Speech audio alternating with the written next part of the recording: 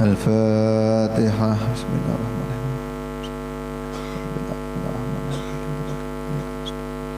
اهدنا الصراط المستقيم صراط الذين أنعمت عليهم غير المغضوب عليهم ولا الضالين.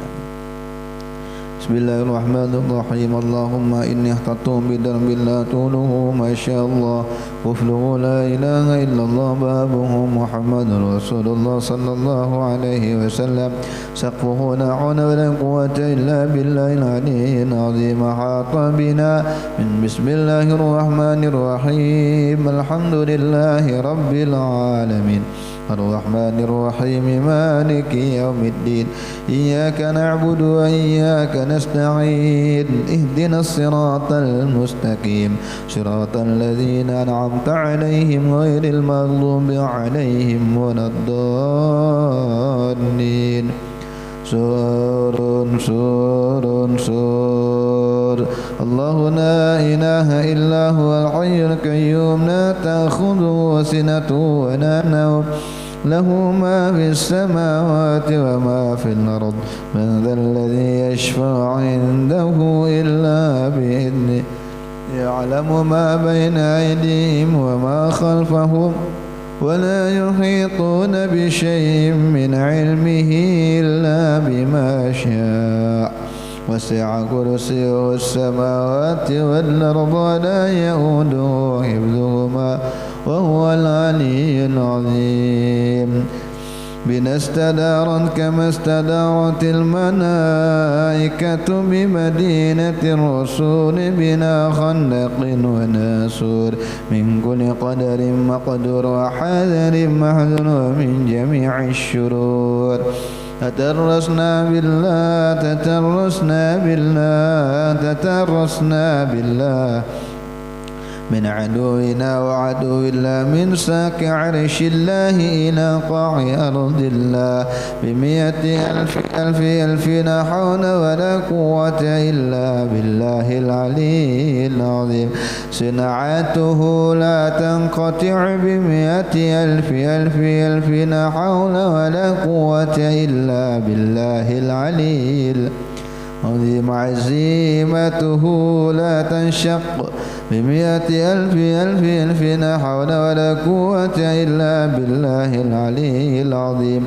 اللهم إن أحد أرادني بسوء من الجن والإنس والوحوش وغيرهم من سائر المخلوقات من بشر أو شيطان أو سلطان أو وسواس فردد نظرهم في انتكاس وقلوبهم في وسواس وأيديهم في إفلاس وأوبقهم من الرجل إلى الرأس لا في سهل يقطع ولا في جبل يطلع ب100 ألف لا حول ولا قوة إلا بالله العلي العظيم. وصلى الله على سيدنا محمد وعلى آله وصحبه وسلم. سبحان ربك رب العزة عما يصفون وسلام على المرسلين والحمد لله رب العالمين. في كل لحظة أبدا عدد خلقه ورضا نفسه وزنة عرشه ومداد كلماته. اللهم صل على سيدنا محمد طب القلوب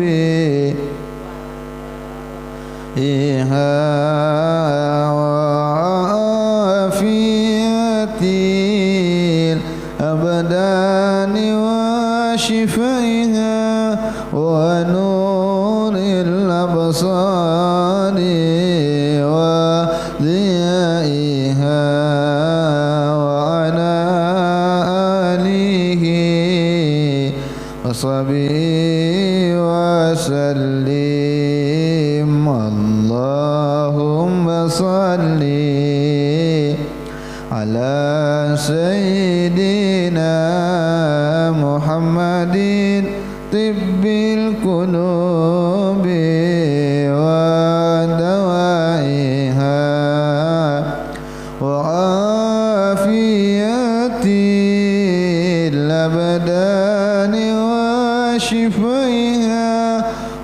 ونور الأبصار وضيائها وعلى آله وصحبه وسلم اللهم صل على محمد طب القلوب ودوائها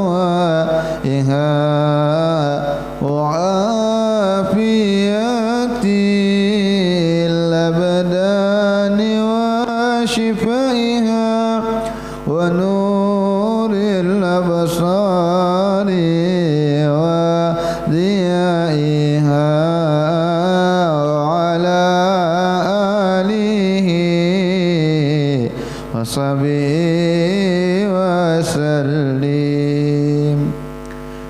الفاتحة dari Sayyidina wa Habibina Rasulullah Muhammad ibn Abdillah wa ala alihi wa sahbihi al-kiram wa azwajihi wa dzurriyyatihi wa ahli baitihi wa kullu muallimina wa li jami'il muslimina wal muslimat wal mu'minina wal mu'minat wa ila syekh wa murabbi ruhi syekh Masyir wa Nasuri al-Banjari wa ila Sayyidina Habib Abdullah bin Abdul Qadir ala Idrus wa ila Sayyidina Habib Abbas bin Muhammad ala Idrus wa jami'i masyayikhina aina makanu khulusan ila muallif hadzal kitab للسيد الحبيب زين بن إبراهيم السمد وللحبيب علي بن حسن بهر ولجميع الشيخين أينما كانوا أن الله يغفر لهم ويرحمهم ويعلي درجاتهم في الجنة وينفعنا بهم أسرارهم وأنوارهم وعلومهم ونفحاتهم في الدين والدنيا والآخرة وعلى كل نية صالحة وعلى كل ما نوى به سلف الصالح بنية القبول وتمام كل سون ومأمول وإلى حضرة النبي محمد صلى الله عليه وسلم الفاتحة. بسم الله الرحمن الرحيم الرحمن الرحيم مالك يوم الدين إياك نعبد وإياك نستعين اهدنا الصراط المستقيم صراط الذين أنعمت عليهم غير المغضوب عليهم ولا الضالين آمين. Malam hari ini kita bahas masalah zikir lah. Jadi berseling karena kita akan sambung lagi fikihnya minggu yang akan datang insyaallah. Dikatakan waqala al-muallif rahimahullahu taala wa nafa'ana bihi wa bi ulumi fid dharain amin. Qala Qais Ibn al-Hajjaj qala li syaitani dakhaltu fika wa ana mithlul jazur wa ana al-an mithlul usfur qultu wa lima dzaka qala tuzinani bi dzikrillahi ta'ala. Di dalam kitab Ihya Ulumuddin disebutkan seorang ulama besar mungkin tabi'in bernama Qais bin Hajjaj mengatakan, setanku berpandir dengan aku, setanku berbicara dengan aku. Karena kita nih semua ada jin, kalau namanya jin qorin yang selalu menemani kita, yang dari kita lahir pasti ada jin itu.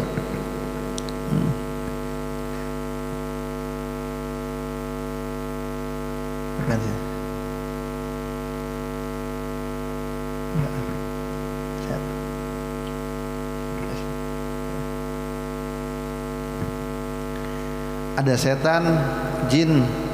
Lalu ujar jin itu berbicara kepada ulama itu, aku ini pertama kali masuk dalam tubuhmu, dalam kehidupanmu, menemani sehari-harimu.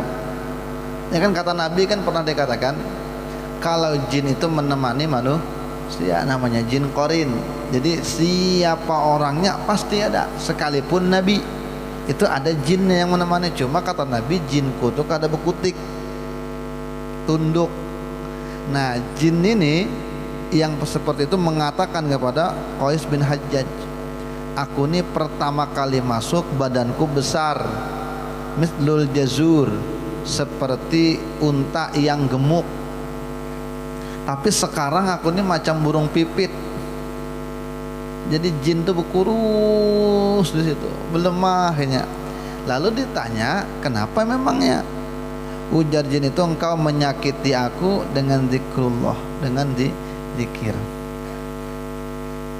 Dulu Al-Imam Ibnu Hajar Al-Haytami, Imam Ibnu Hajar Al-Haytami ini pernah dulu duduk di Masjidil Haram menunggu waktu subuh.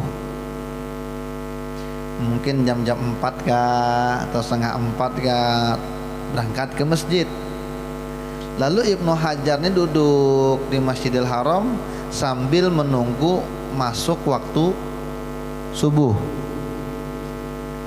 Tapi pada saat itu disebutkan langit itu kasif, tebal, mendung, harinya mendung. Jadi orang dulu kan tidak ada jam. Jadi kalau mau masuk waktu sholat yang mereka lihat tanda-tanda alam.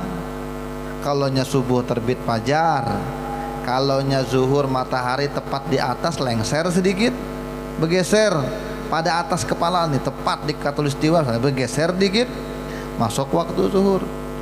Kalau ada benda bayangannya lebih panjang daripada bendanya, masuk waktu asar.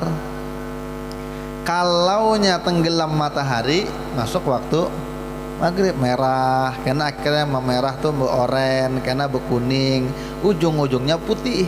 Kalaunya putih, masuk waktu isya. Tapi waktu itu ketika subuh bendung. Jadi Imam Ibnu Hajar tuh kada bisa melihat apakah sudah masuk waktu atau belum. Lalu orang-orang di sekitar tuh bingung dia, kayak apa nih? Sudahkah masuk waktu belum enggak? Imam Ibnu Hajar diam. Ketika itu saat disengat kelajengking. Ibnu Hajar ini ulama besar, disengat kelajengking. Pas disengat kelajengking, lalu Ibnu Hajar mengatakan, ayo kita sembahyangan ya. Kita sholat, kita sembahyangan. Lalu kawan-kawan sidin, orang-orang besar ketika itu bingung di Masjidil Haram. Dari mana pian tahu masuk waktu? Ini mendung nih, kenapa tiba-tiba ayo sembahyang? Ujar sidin, aku digigit kelajengking. Aku digigit kelajengking, disangat kelajengking. Kenapa? Karena kata beliau, kalau masih malam, kakiku ndak digigit kelajengking. Karena aku baca zikir, aku baca wirid di malam hari.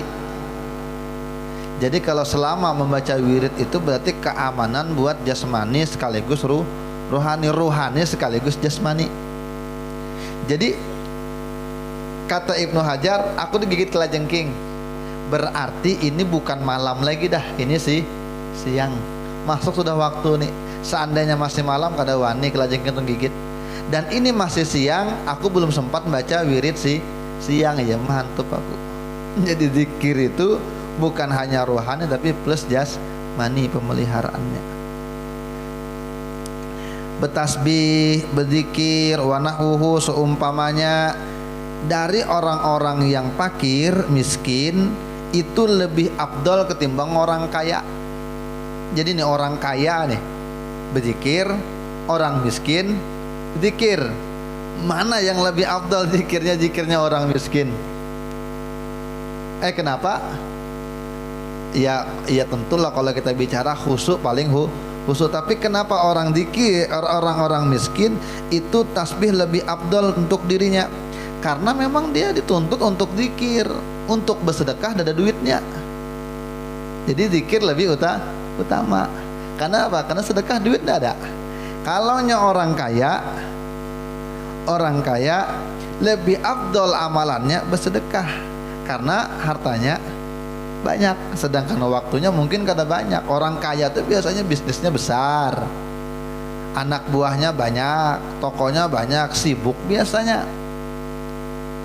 Biasanya semakin besar orang kan berpikiran kalau besar nyaman anak buah aja yang ngerjakan. Itu pada faktanya orang kaya tuh makin banyak makin sibuk. Jadi kesempatan beramal, dudukan, bermajelis jarang. Semua terbang Surabaya, semua terbang Jakarta banyak. kesibukannya akhirnya kada sempat lagi berzikiran. Maka yang lebih afdal untuk orang kaya itu bersedekah.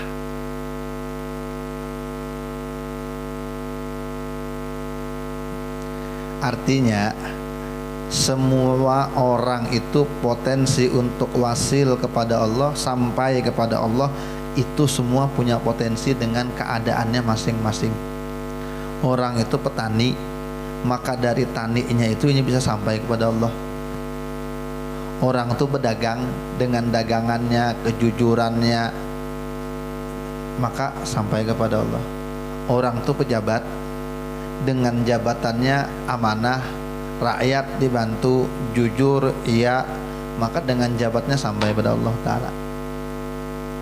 Setiap orang itu bisa wasil kepada Allah dengan kegiatan yang dia lakukan, selama kegiatan itu tidak melabrak hal-hal yang haram. Itu kasih sayang Allah tuh gana lah. Jadi jangan diobehiri. Anu enak tuan guru tuh kalau nyanu duduk aja. Iya memang di situ Allah menaruh di situ. Karena kalau tuan guru itu mulai berbisnis, ya akhirnya lupa lagi dengan ilmunya, lupa lagi dengan jamaahnya, maka nafsu berarti. Sama orang yang disibukkan dengan kerja, lalu tiba-tiba aku udah sebegawi lagi, aku ke masjid aja, aku setiap hari beribadah aja, maka namanya nafsu. Ibadah itu karena nafsu. Jadi biarkan aja apapun yang Allah kehendaki dalam kehidupan. Oh kita ini gawian kita, oh kita ini, maka jalankan itu dengan baik, amanahkan dengan baik, selama tidak melanggar yang haram, maka insya Allah wasil ilallah. Makanya dalam Al-Quran, walladzina jahadu fina lanahdiyannahum subulana. Orang yang berjuang di jalan kami akan tunjukkan jalan-jalan kami, jamak subuh lana. Artinya jalan Allah Ta'ala itu ada satu aja. Makanya ini hanya sekedar contoh. Makanya kata pengarang kitab ini, kalau orang sugih jalannya sedekah, orang nang kaya tapi berduit jalannya zikir, nang gitu. Orang nang ibu-ibu di rumah jalannya bakti, memenuhi anaknya. Iya, ibu-ibu tuh bisa masuk surga juga dengan gawian keibuannya. Jangan kita kira udah bisa tarawih, anak repot mau masakan ini itu. Iya sama aja. Yang lakinya tolak ke pengajian, yang bininya kada bisa tolak, kenapa mau urusi anak? Kalau anaknya kada mau diurusi dengan mamanya, abahnya kada bisa pengajian. Berarti sama tuh, kongsi antara bini dengan laki sama. Makanya setiap apapun keadaan kita, wasil ilallah tuh bisa sampai dengan Allah Ta'ala. Nah kalau di sini dikatakan zikir untuk orang yang kata berduit itu banyak ibu zikir. Ya, karena bersedekah, beramal dengan sedekah kita kada bisa, dengan zikir bisa. Ketahuilah, kata beliau rahimakumullah, anna lidzikri adaban, bahwasanya zikir itu ada adabnya. Zikir itu adab. Wa anna hudurul qalbi ma'al lisani hala dzikri huwa ahammuha wa akaduha fa alaikum bih. Maka zikir itu hati itu fokus, hati itu menghayati, hati itu meresapkan. Jangan sampai mulutnya la ilaha illallah, hatinya pasar, anak, motor, mobil, tanah. Hatinya la ilaha illallah, karena gerigitan dengan orang kayak apa. Nah hati itu harus hadir, plus dengan lisan yang berzikir, dengan lisan yang bersuara. Itu sepaling pentingnya rukun dari zikir. Artinya kalau itu kedada, maka lain zikir namanya.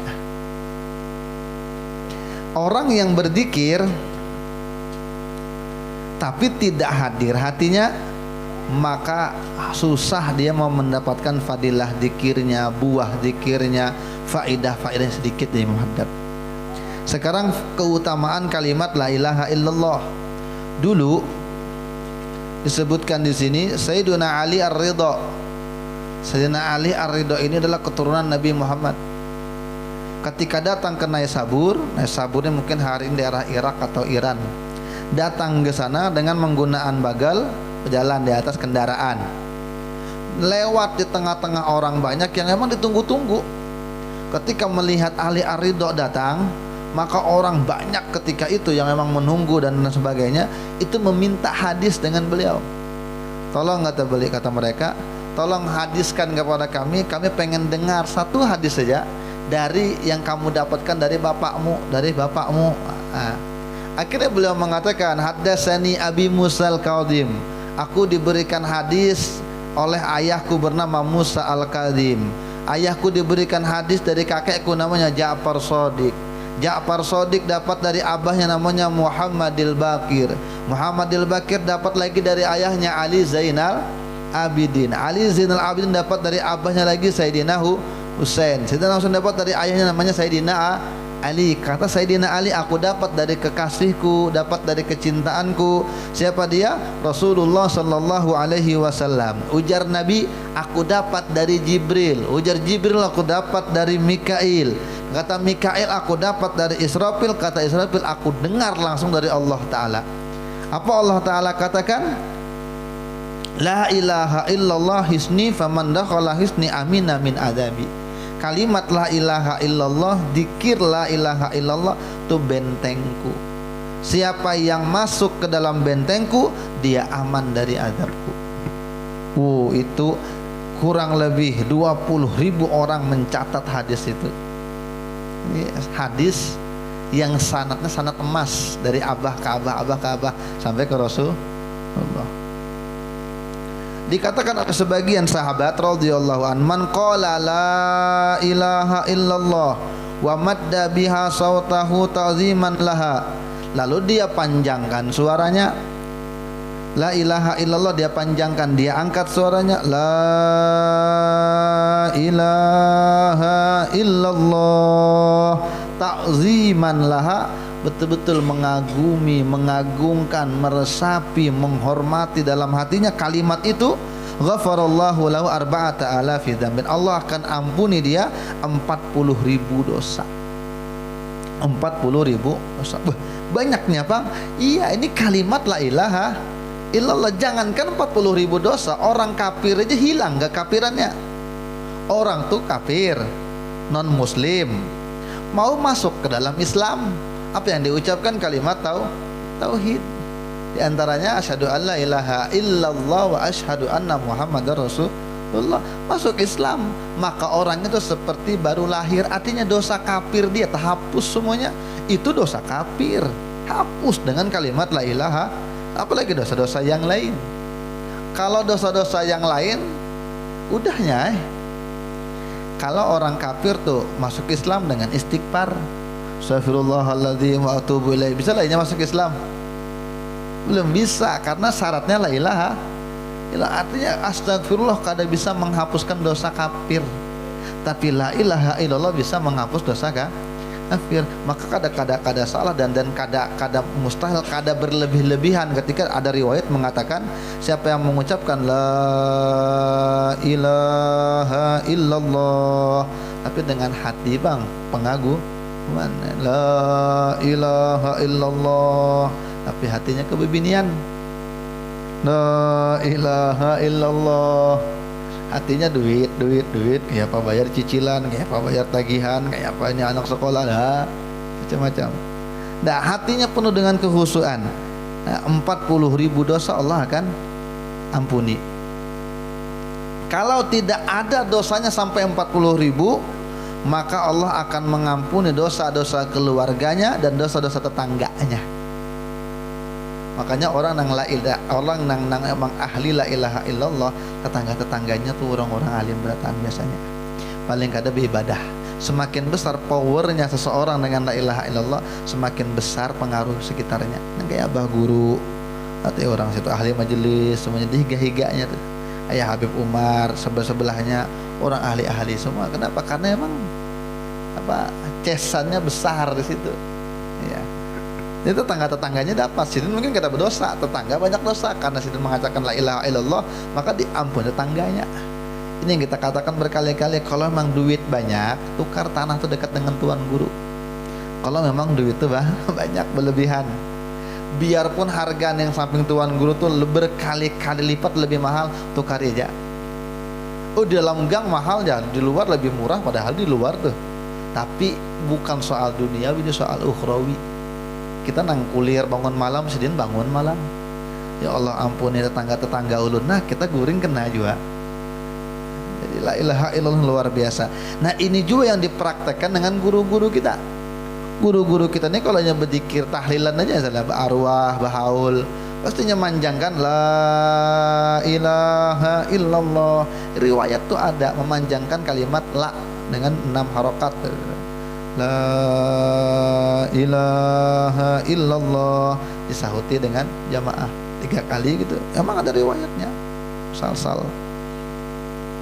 Pejamkan mata, karena ada riwayat yang mengatakan begitu. Riwayat itu mengatakan dengan memejamkan mata. Jadi ketika pian dipimpin dengan siapapun ketika tahlilan, maka hati fokus ketika la ilaha illallah, lalu ketika itu pejamkan mata, resapi maknanya, hadirkan hati, 40.000 dosa hilang.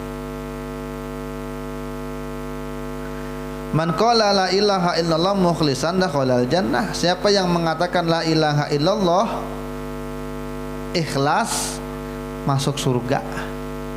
Lalu kata sahabat, apa ikhlas itu? Lalu kata Nabi, ayyah ruzahu amma haramallah, dia berpelihara diri dari yang Allah haramkan. Nah, masuk surga. Nggak ya kayak nyamannya bang kalau gitu, la ilaha illallah surga. Iya, tapi memang harus menjaga dari keharaman. Kalau nya tercabur, bangkit lagi. Kalau nya jatuh kemaksiatan, taubat lagi. Allah tuh kada bakal bosan menerima taubat kita. Sampai kita yang bosan, Allah kada bosan dengan taubat kita tuh. Lalu sehari 5 kali tuh dosanya. Iya, sampai puluhan kali berdosa yang sama, Allah akan terima selama syaratnya terpenuhi. Apa yang pertama? Menyesal. Nah, yang kedua minta ampun. Yang ketiga berjanji tidak lagi mengulangi. Ini janji tidak lagi mengulangi, cuma kalah dengan nafsunya. Sudahnya berazam, aku pokoknya kada lagi pokoknya. Isuknya pancingnya sedikit nyambar, umpat lagi 50 kali Allah ampuni, karena Allah tuh tawab. Kalimat tawab tuh segat membalagu, artinya sangat menerima, sangat welcome gitu. Nah, kalau kita kan gak ada, manusia ini sekali disakiti isuknya jangan harap kita. Tapi kalau Allah Ta'ala berulang-ulang kali masih, makanya Allah tuh sayang itu, makanya pertama namanya Ar-Rahman Ar-Rahim. Yang ditonjolkan 2 itu aja. Makanya jarang kita baca a'udzubillahis samiil alim, a'udzubillahil ghaffar. Pasti ya Ar-Rahman Ar-Rahim. Karena kenapa? Karena sayangnya Allah tuh luar biasa. Nih, kalimat la ilaha illallah itu, zikir itu senantiasa menjadi benteng buat pengucapnya. Nah, selama syaratnya, selama urusan-urusan dunianya, transaksi-transaksinya, segala perlakuan dunianya tidak mempengaruhi akhiratnya. Itu selama itu. Artinya begawi, beribadah ya beribadah ada waktunya. Jangan ketika begawi lalu beribadah sehingga mitra bisnis lari dengan ini. Jangan, pokoknya ada waktunya masing-masing. Artinya tidak sampai ibadah dia itu camuh atau keruh dengan hal duniawi. Lagi sembahyang aja masih ingat dengan ini. Nah, itu yang maksudnya, selama la ilaha illallah itu diucapkan oleh orang, maka orang itu senantiasa aman, menjadi benteng, menjadi penolak bala. Tapi dengan syarat orang itu ketika beribadah, ketika soal ukhrawi, soal akhirat, tidak terganggu dengan dunianya. Itu syaratnya. Nah, ini satu lagi. Barang siapa masuk ke dalam pasar, lalu dia berkata dengan suaranya yang terangkat, artinya bukan dalam hati. Apa dia baca? La ilaha illallah wahdahu la syarikalah, lahul mulku wa lahul hamdu yuhyi wa yumit, wa huwa hayyun la yamut, biyadihil khair, wa huwa ala kulli syai'in qadir. Yang baca itu kalau masuk pasar.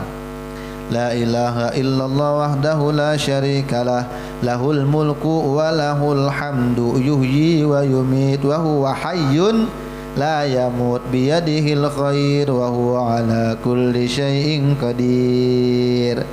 Atau kalau ini pian ngalih, pian hafali, pian baca jadi la ilaha illallah tuh yang ngajak kita baca la ilaha illallah wa la syarikalah lahul mulku wa lahul hamdu yuhyi wa yumiitu wa huwa ala kulli syai'in qadir. Cuma yang bagus ini Pak, sesuai dengan riwayat la ilaha illallah wa la syarikalah lahul mulku wa lahul hamdu yuhyi wa yumiitu wa huwa hayyun la yumiit biyadihil khair wa huwa ala kulli syai'in qadir.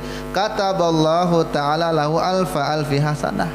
Maka siapa yang masuk pasar adabnya masuk pakai kaki kiri. Kalau pakai motor ya dosa dah, ada bisa kiri, ada kiri kanannya motor itu.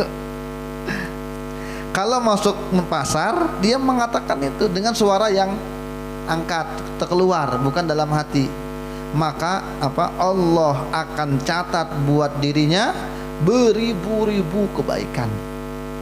Wa maha anhu alfa alfi sayyi'ah, dan Allah akan maafkan dia beribu-ribu kesalahan, kejelekan, keburukan Allah akan hilangkan.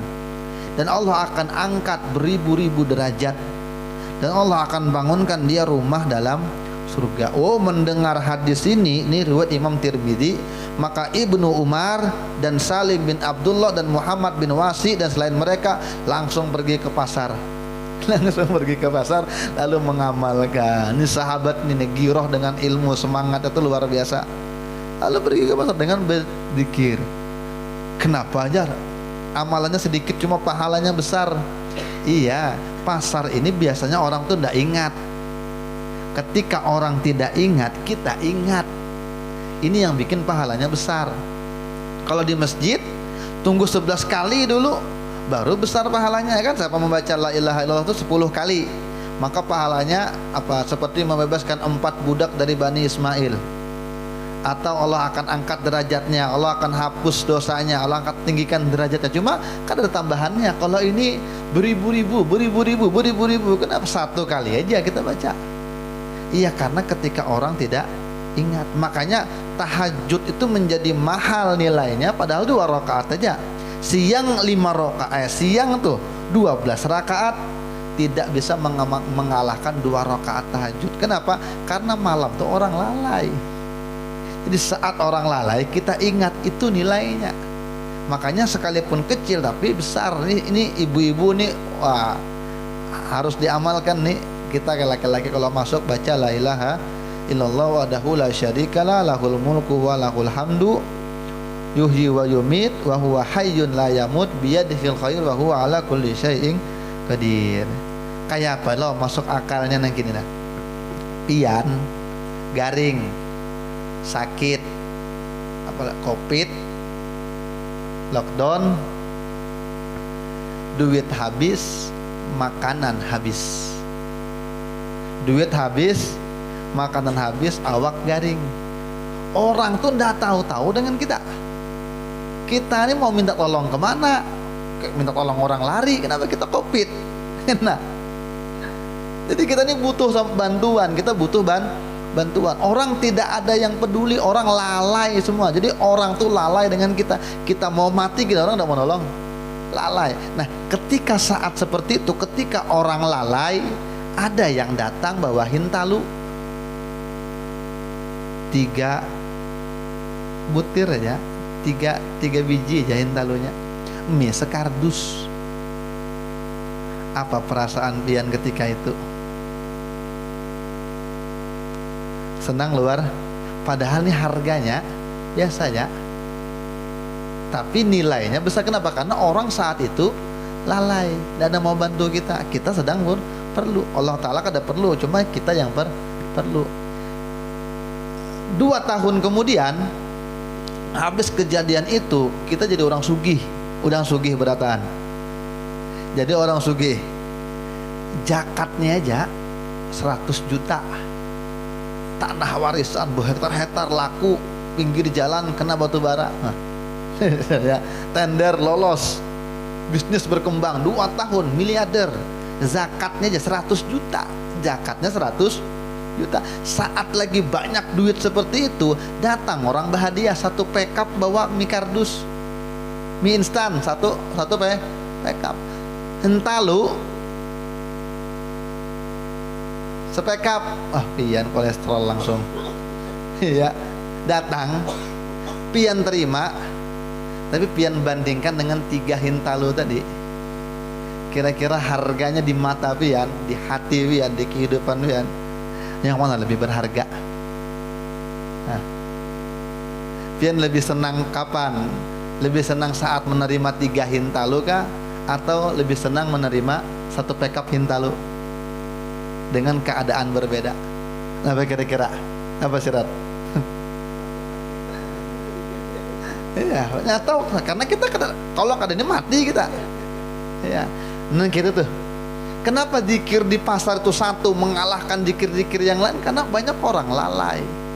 Kita ingat, sama tahajud 2 rakaat itu besar nilainya ketimbang siang beratus rakaat di siang. Kenapa? Karena waktu malam orang lalai. Jadi nilai itu bukan terletak pada jumlah, tapi pada kualitas. Mudah-mudahan kita bisa mengamalkan. Ini ringan sebenarnya, ringan. Yang malah berat itu karena kita kada ingat terus. Itu yang malah kita berat. Siapa yang kada mengingatkan? Setan ya? Menjauhkan kita. Kalau udah di dalam bang, kada apa, baca aja. Itu sudah di dalam. Apa maknanya? Nabi juga menyuruh untuk supaya terkeluar jangan dalam hati, supaya orang-orang sekitar tuh bisa ingat juga, bisa ingat. Tapi zikir tuh dengan ingat hati.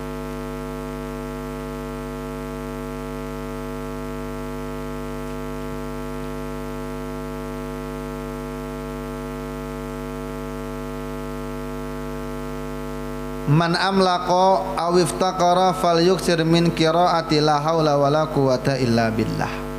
Siapa yang ketimpa kemiskinan kemudian perlu banyak hajat, maka perbanyaklah baca la haula wala quwata illa billah.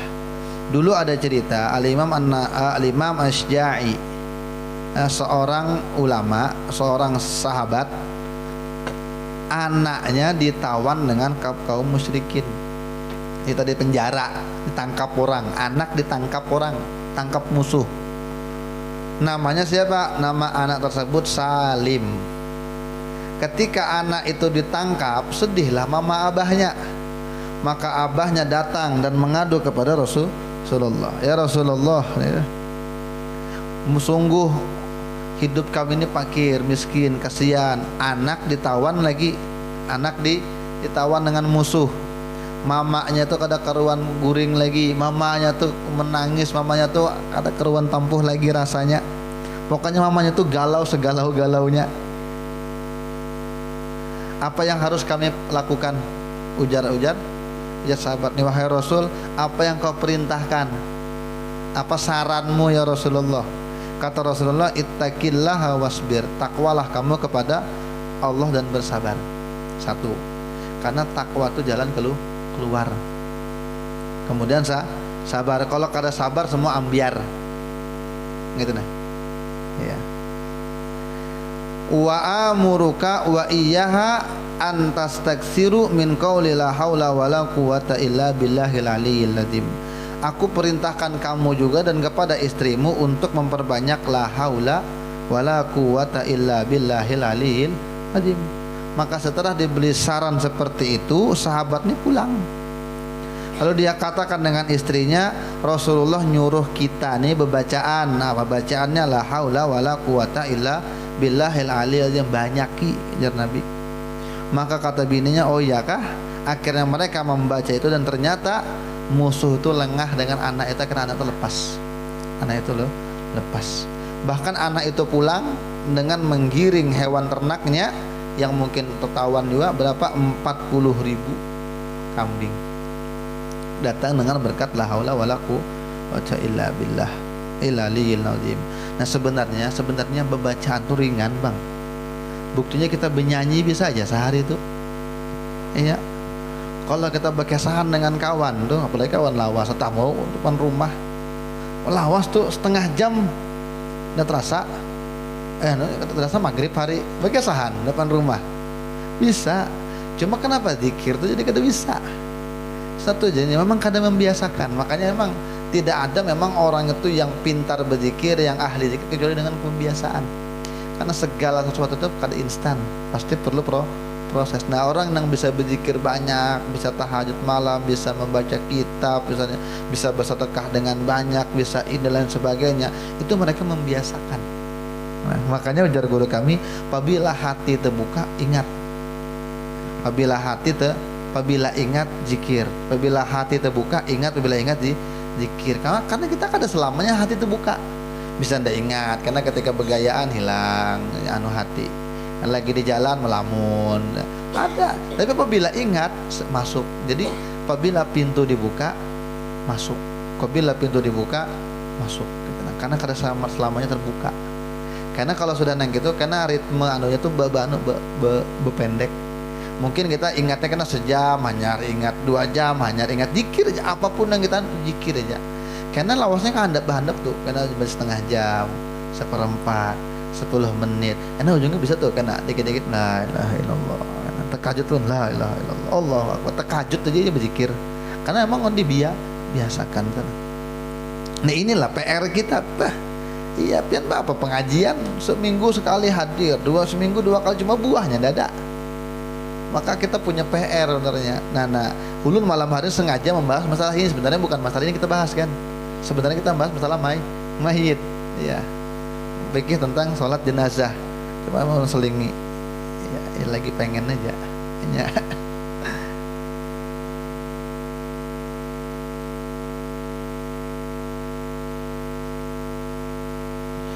Nah, min sya'nil murid, dari keadaan murid, dia kalau merutinkan setiap hari, setiap malam dia baca ya hayyu ya qayyum la ilaha illa anta, ya hayyu ya qayyum la ilaha illa anta, ya hayyu ya qayyum la ilaha illa anta 40 kali. Fa innaha mujarrabatun li'adami mautil qalbi, itu sangat paten buat penangkal mati hati. Dan itu Imam Ibnul Qayyim, Ibnu Taimiyah, dari kalangan yang dibanggakan oleh teman-teman sebelah, itu juga disebutkan dalam kitab mereka. Jadi subuh hari itu memang ulama itu berdasar, kada mungkin menyuruh zikir kalau kada ada dasarnya. Jadi apa manfaatnya membaca ya hayyu ya qayyum itu? Hati itu hidup, kada mati. Nah, hati mati nih yang bahaya. Hati sakit aja bahaya, apalagi hati mati. Karena antara rohani dengan jasmani itu sama-sama perlu makan. Jasmani perlu makan, rohani perlu makan. Jasmani seharian puasa loyo, puasa tuh ya, panas lagi loyo.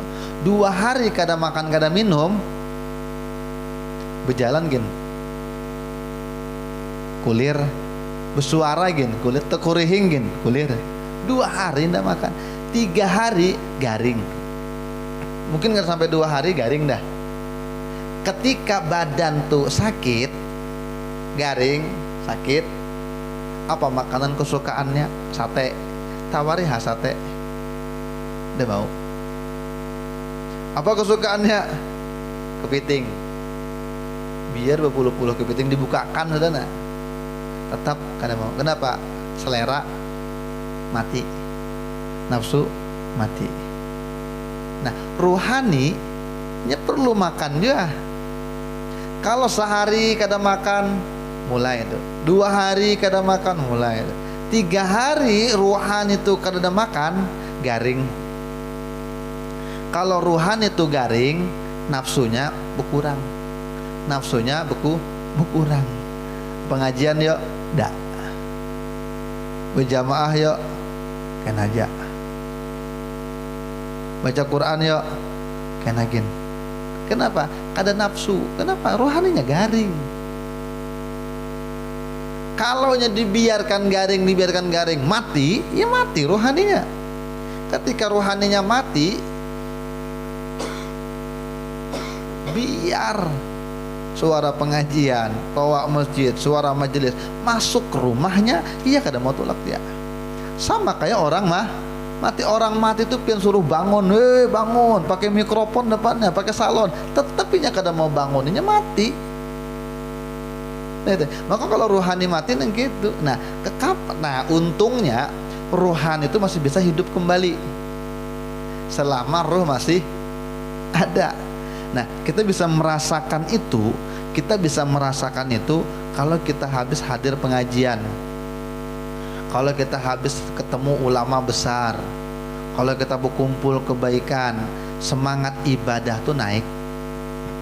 Pian kada pernah mendengar ceramah, jarang sekali hadir di Maulid Nabi, isinya bujur-bujur berisi ceramahnya tentang ilmu, tentang ini, motivasinya bagus. Habis itu 3 hari masih semangat kita. Apa yang diamalkan disuruh sudah digawi. Kenapa? Semangat tuh masih ada. Itu kata tuh ces. Ini sebenarnya agama ini bukan pintar kada pintar, yang rajin kada rajinnya din. Anu ya sidin tuh, wah ini tuh alumni pesantren bahari. Tapi kada pernah lagi ke pengajian, kada pernah lagi sembahyang aja belang kambingan. Iya. Jangankan masalah itu, orang alim tuh cabul aja ada. Banyak kasus berapa bulan yang lalu ini karena cabul, kan tangkap polisi. Bisa iya. Kalau soal ilmu, soal hati, itu bukan soal ilmu, soal hati. Mungkin ini hati mati waktu itu. Jadi ketika ilmunya ada tidak berguna, sama kayak HP. HP tuh HP mewah, baterainya tuh kuat. Ya, baterai apa yang kuat? Ya. Berapa mega? 5.000. Secanggih apapun HP-nya, cuma kada dicas, mati. Ketika mati, picture apapun, faktor itu, aplikasi apapun, sehebat apapun, kada berfungsi. Sama kayak manusia, ilmunya banyak, ahli agama, cuma nya kada pernah ngecas, sehingga ilmunya kada terpakai. Nah, di mana cesannya rohani? Masjid, pengajian, ulama, baca kitab, berkumpulan kebaikan, berzikir. Maksud zikir nih makanan rohani. Nah, makanya pian paham kada paham, ngantuk kada mengantuk, teguring kada teguring, pian hadir aja majelis dimanapun. Pokoknya kalau ada dengar. Nah, minimal jangan sampai kada hadir majelis itu minimal berapa? 3 hari sekali minimal. Kalau pian seminggu sekali hadir majelis, itu kadang ya pasang surut semangat. Apalagi misalnya bertahun sekali aja. Nah, ini yang kada punya semangat, tawari baca Quran kulir, suruh bersalawatan diam. Pokoknya jangan semangat. Nah, ruhani sama seperti jasmani, perlu makan. Makannya zikir. Makannya ketemu dengan orang soleh dan lain sebagainya. Nah, termasuk la haula wala quwata illa billahil alil azim, itu luar biasa. Nah, kalau pian bertakun amalan zikir apa yang terbaik, maka pian baca aja Rotibul Haddad. Rotibul Haddad itu paket komplit. Atau kena pian baca Wirdul Latif atau Rotibul Atos, pian baca pagi dan sore hari. Atau pian kada kesempatan baca ya minimal sehari sekali baca Rotibul Haddad, karena lengkap tuh la ilaha illallahnya ada, salawatnya ada, la haula wala quwata illa billahnya ada, semua terkumpul di situ. Nah, itu. Jadi kalau bertakun amalan zikir apa yang terbaik, baca aja Rotibul Haddad, atau di antara amalan terbaik. Lengkap deh itu.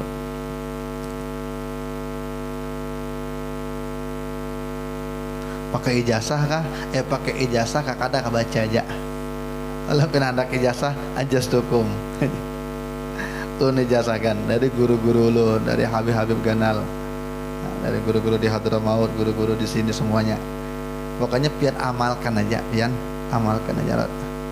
Jadi kalau pian hendak beramalan nunggu ijazah dulu, pian kada tegawi kan. Ya, pada anu ijazahnya jangan malas. Makanya gawi aja. Di antaranya Rotibul Haddad. Mudah-mudahan bisa mengamalkan lah, ulun bisa, pian bisa. Ya, supaya ruhan itu hidup. Kalau ruhan itu hidup, ilmu apa aja mudah masuk. Nah, karena kita sambung lagi minggu akan datang. Nah, kita kembali insya Allah minggu akan datang fikihnya masalah sholat jenazah.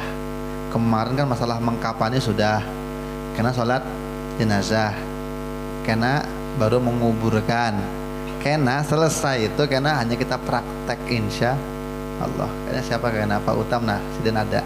Jadi karena praktek mengkapani, memandikan mayit. Kalau sidin aur, karena mungkin ada aja kawan yang lain yang bisa, karena atau karena bersamaan kalah. Jadi minimal kita belajar tuh dengan prakteknya minimal keluarga kita dulu. Kita masih hidup mama abah, minimal mama abah jangan sampai ke orang lain kalau kita bisa gitu. Nah, jadi karena habis teorinya kita praktek bujuran karena dulu. Praktek bujuran karena dulu. Ini praktek ini aja, praktek peraga aja. Mudah Allah ampun dosa-dosa kita, Allah tutup aib kekurangan kita, Allah kabulkan hajat kita, Allah pahamkan kita agamanya, Allah mudahkan kita untuk beramal, Allah buang penyakit hati kita. Mudah-mudahan bersih hati semuanya, mudah-mudahan wafat dalam keadaan husnul khatimah. Allahumma amin ala hadhihi niyya wa ala kulli ma nabi sallallahu alaihi wasallam. Al-Fatihah. Bismillahirrahmanirrahim. Rabbil alamin arrahmanir rahim. Iyyaka na'budu wa iyyaka nasta'in. Ihdinas siratal mustaqim siratal ladzina an'amta 'alaihim ghairil maghdubi 'alaihim waladdallin. Amin. Amin ya Allah arhamar rahimin. Alhamdulillahi rabbil alamin wassalatu wassalamu ala asyrafil anbiya'i wal mursalin sayyidina maulana Muhammadin wa ala alihi washabihi barik wa sallim ajma'in. Allahumma faqihna fid din 'alina ta'wil waj'alna min ahlil ilmi wal amal waj'alna min ibadika shalihin. Ya Fatah ya Alim iftah alaina futuha wal munuha wa rusukha bil ilmi wal yakin wa anta khairul fatihin. Allahumma astur uyuba muallimina wa la tudhib barakata ulumihim anna rabbana atina fid dunya hasanah wa fil akhirati hasanah wa qina adzaban Sallallahu alaihi wasallam Muhammadin wa ala alihi wa sahbihi wa sallam walhamdulillahi rabbil alamin.